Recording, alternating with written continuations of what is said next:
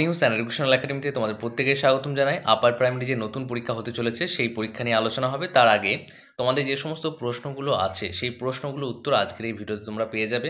সবথেকে বেশি যে প্রশ্নটা তোমরা করেছিলে সেটা হচ্ছে যে স্যার যে একটা নির্দিষ্ট সাবজেক্টের উপর পরীক্ষা আমাদেরকে দিতে হবে, 300 নাম্বার অবশ্যই সেই সাবজেক্টে পরীক্ষা দিয়ে থাকতে হবে। অর্থাৎ তুমি এমন একটা সাবজেক্ট বেছে নেবে যে সাবজেক্টে তুমি অলরেডি 300 নম্বরের পরীক্ষা দিয়েছো। সেটা গ্র্যাজুয়েশনের সাবজেক্ট হবে অবশ্যই, সেটা তোমার পাস কোর্সেরও হতে পারে, সেটা তোমার অনার্সেরও হতে পারে। এবার এই বিষয়টি পরিষ্কার করে দেওয়া হবে।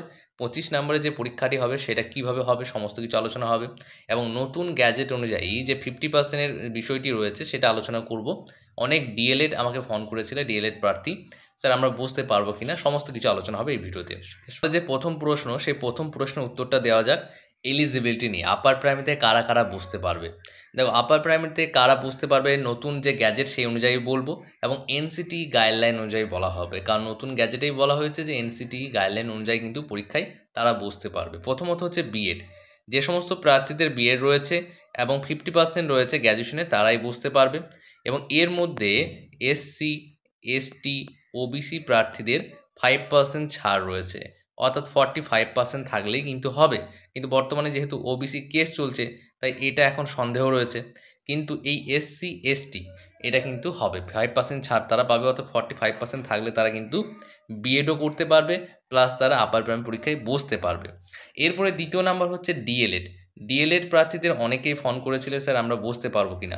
তো ডিএলএড থাকতে হবে এবং গ্র্যাজুয়েশন থাকতে হবে, থাকলেই হবে। এবার তোমাদের মনে প্রশ্ন আসতে পারে যে 25 মার্কসে যে পরীক্ষা হবে সেই পরীক্ষায় কি তাহলে সাবজেক্ট যে চুজ করতে হবে, তাহলে সেটা কীভাবে চুজ করবো সেটাও বলবো, চিন্তা নেই, শেষ পর্যন্ত দেখো।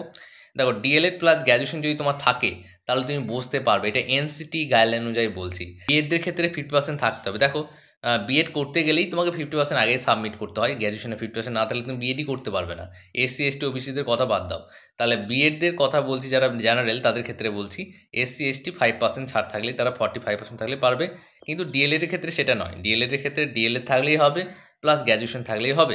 এনআইএস প্রার্থীরাও কিন্তু বুঝতে পারবে। তাহলে প্রত্যেকটা বিষয় কিন্তু ক্লিয়ার করছে এই ভিডিওতে। যদি কোনো জায়গায় কোনো ডাউট হয় তাহলে অবশ্যই কমেন্ট করে জানাবে। তাহলে আশা করি এলিজিবিলিটিটা বুঝতে পারলে, অর্থাৎ কারা বুঝতে পারবে কারা বুঝতে পারবে না। এরপরে কি আছে, একাডেমিক স্কোর রয়েছে। তোমাদের পরীক্ষার বিষয়বস্তু নিয়ে আলোচনা করি, এবং তার আগে একটা গুরুত্বপূর্ণ বিষয় হচ্ছে যে তোমরা অনেকেই আপার প্রাইমারি সিটেটের বিগত বছরের প্রশ্ন উত্তরের বই চাইছিলে, অনেকেই চাইছিলে, সেই জন্য এই বইটি তৈরি করা হয়েছে। এই বইটির মধ্যে সিডিপি, সমাজবিজ্ঞান, বাংলা, ইংরেজি সমস্ত কিছু রয়েছে। দেখো, এই বইয়ের যে তুমি পেজগুলো একটু দেখে নাও, এখানে হার্ড কপি রূপে এরকম দেখতে হবে। তুমি যদি নিতে চাও তাহলে 600 টাকা, তুমি এখানে যে নাম্বারটা দেখতে পাচ্ছ এই নাম্বারে তুমি ফোনপে করে হোয়াটসঅ্যাপে স্ক্রিনশট দিয়ে নিজের নাম, ঠিকানা, পিনকোড লিখে দাও। সর্বোচ্চ 13 থেকে 14 দিনের মধ্যে বাড়িতে হার্ড কপি পেয়ে যাবে। এই বইটি তোমাদের জন্য খুবই গুরুত্বপূর্ণ। আপার প্রাইমারি সিটেটের 11 বছরের প্রশ্নোত্তর রয়েছে 2013 সাল থেকে 2024 সাল পর্যন্ত। এই বইটা খুবই প্রয়োজন তোমাদের পরীক্ষার পাস করার জন্য এবং কমন পাওয়ার জন্য। বেশ কিছু গুরুত্বপূর্ণ পেজ আমি দেখাচ্ছি, দেখো। ইংলিশটাকে ইংলিশেই রাখা হয়েছে, কারণ ইংলিশটা ইংলিশে থাকবে। বাকি সবগুলো সোশ্যাল স্টাডিজ, বাংলা সমস্ত কিন্তু এখানে, সিডিপি সমস্ত কিন্তু এখানে বাংলাতে ট্রান্সলেট করা হয়েছে।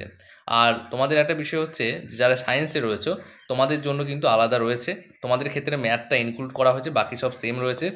সায়েন্সদের ক্ষেত্রে সমাজবিজ্ঞানের পরিবর্তে ম্যাথটাকে ইনক্লুড করা হয়েছে। বেশ, তারপরে দেখো যে বিষয় নিয়ে আলোচনা করছিলাম, যে একাডেমিক স্কোর তোমাদের 10টি নাম্বার থাকবে, অর্থাৎ গ্র্যাজুয়েশনে তোমার নাম্বারটা কেমন তার উপর ভিত্তি করে একাডেমিক স্কোর কিন্তু 10 নাম্বার। তোমার যদি 60% অ্যাবভ থাকে তাহলে তুমি পাবে 10-এ 10, ঠিক আছে।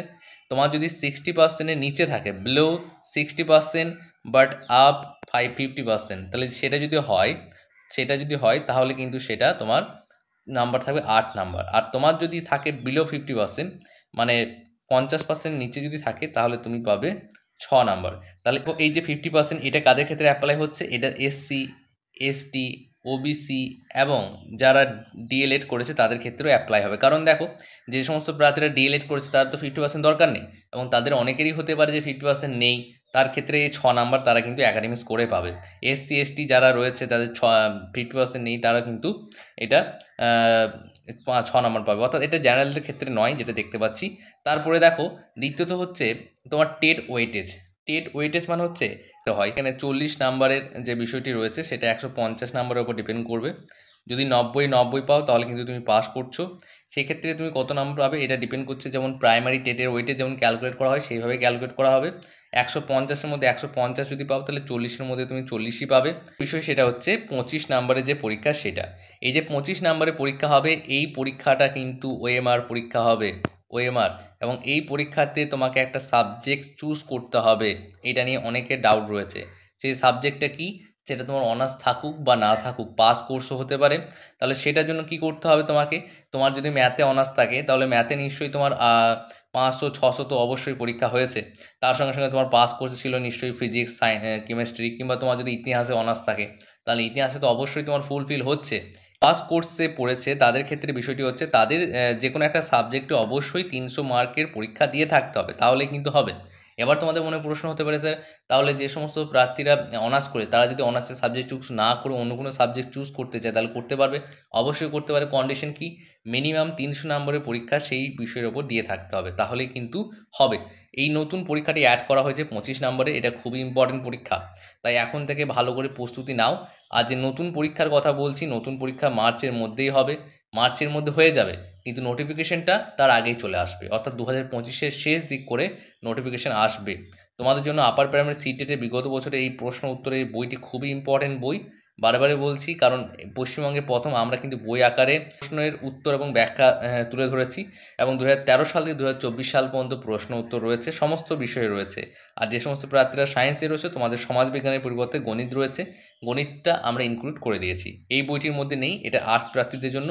সায়েন্স প্রার্থীদের জন্য আলাদা বই রয়েছে, সেটা আমি তোমাদেরকে দেখাবো। বেশ, তাহলে এই বিষয়গুলো বোঝা গেল। আর এই বিষয়গুলো পুরোপুরি আশা করি বুঝতে পেরেছো, কোনো সমস্যা নেই। কারো যদি কোনো সমস্যা থাকে কমেন্ট করে জানাও। আর একটা বিষয় হচ্ছে তোমার এক্সপিরিয়েন্স যে বিষয়টি রয়েছে সেটা 5 নাম্বার রয়েছে। এক্সপিরিয়েন্সে তোমার 5 নাম্বার রয়েছে, বলি সেটা ক্লিয়ার করে দিই। দেখো, ওরাল ইন্টারভিউতে তোমার 5 নাম্বার রয়েছে, ওরাল ইন্টারভিউতে 5 নাম্বার। তোমার টিচিং ডেমনস্ট্রেশন যেটা প্রাইমারির ক্ষেত্রে হয় সেটা এই ক্ষেত্রেও হবে, সেই ক্ষেত্রেও 5 রয়েছে। টিচিং এক্সপিরিয়েন্স কাদের জন্য এটা, এক্ষেত্রে কিন্তু তোমার 5 নাম্বার রয়েছে। এটা এটা হচ্ছে যাদের পড়ানোর কোনো দক্ষতা রয়েছে, এক্সপিরিয়েন্স রয়েছে 5-6 বছরের, এরকম হলে কিন্তু তারা নাম্বার পাবে। 5 বছর হলে 5-এ 5 পাবে, 6 বছর হলে 5ই পাবে, ঠিক আছে? 2 বছর হলে 2 পাবে, 3 বছর হলে 3 পাবে। আশা করি সমস্ত কিছু বুঝতে পেরেছো। কোনো জায়গায় যদি কোনো ডাউট থাকে কমেন্ট করে জানাও। থেকে প্রস্তুতি নাও, এখন থেকে প্রস্তুতি না নিলে পাস করতে পারবে না। এখানে 2টি পরীক্ষা হচ্ছে, বুঝতে পারছো? 2টি পরীক্ষা, আপার প্রাইমারি টেট পরীক্ষা হচ্ছে, প্লাস 25 নম্বরের পরীক্ষা হচ্ছে। এই 2টি পরীক্ষা কিন্তু ভালো করে দিতে হবে। যেহেতু নতুন গ্যাজেট অনুযায়ী পরীক্ষা হবে, তাই কোশ্চেন কিছুটা হলেও সহজ হতে পারে। কারণ যে কোনো পরীক্ষা যখন সিলেবাস একটু পরিবর্তন হয়, নতুন কিছু অ্যাড হয়, তখন কিন্তু পরীক্ষার যে কোশ্চেন একটু সহজ হয়, শেষ চান্স হতে পারে। কারণ দেখো, যেমন প্রাইমারি ক্ষেত্রে 2022 সালে যারা পরীক্ষা দিয়েছে ম্যাক্সিমাম জন কিন্তু পাস করেছে। অনেকেই যারা ভালো পড়েনি তারাও কিন্তু পাস করেছে, কারণ কি কোশ্চেনটা সহজ হয়েছিল, নিয়মটা একটু পরিবর্তন হয়েছিল। ঠিক সেরকম আপারের একটু নিয়ম পরিবর্তন হয়েছে, সম্ভাবনা রয়েছে তোমাদের কোশ্চেন একটু হলেও সহজ হবে। প্রস্তুতি ভালো করে নাও, তাহলে কিন্তু পাস করে যাবে, পাস না করলে কিন্তু হবে না। কারণ আপার প্রাইমারি পরীক্ষা একবারই দিতে পারবে, আবার যে কবে দিতে পারবে ঠিক নেই। তাই আমি বলবো ভালো করে প্রস্তুতি নাও। আর তোমরা চাইলে আমাদের আপার প্রাইমারি বুস্টার ব্যাচে ভর্তি হতে পারো, তোমাদের সিদ্ধান্ত সেটা। কিন্তু এই বইটি তোমাদের জন্য খুবই উপযোগী, এবং এই বইটি তোমাদের জন্যই তৈরি করা হয়েছে। অনেক কষ্ট এবং অনেক পরিশ্রমের দ্বারাই কিন্তু এই বইটি তৈরি হয়েছে। সমস্ত কিছু কোয়েশ্চেন কালেক্ট করা হয়েছে, বাংলাতে ট্রান্সলেট করা হয়েছে, যেটা আমাদের পুরোপুরি নিজস্ব ট্রান্সলেট, কোনো রকম গুগল ট্রান্সলেট নয়। তোমরা পড়লেই বুঝতে পারবে। এছাড়া সিটেটের যে সমস্ত ভিডিওগুলো দেওয়া হচ্ছে প্লেলিস্ট তোমরা দেখে নিতে পারো। আজকে এই পর্যন্ত, নেক্সট ভিডিওতে আবার দেখা হচ্ছে।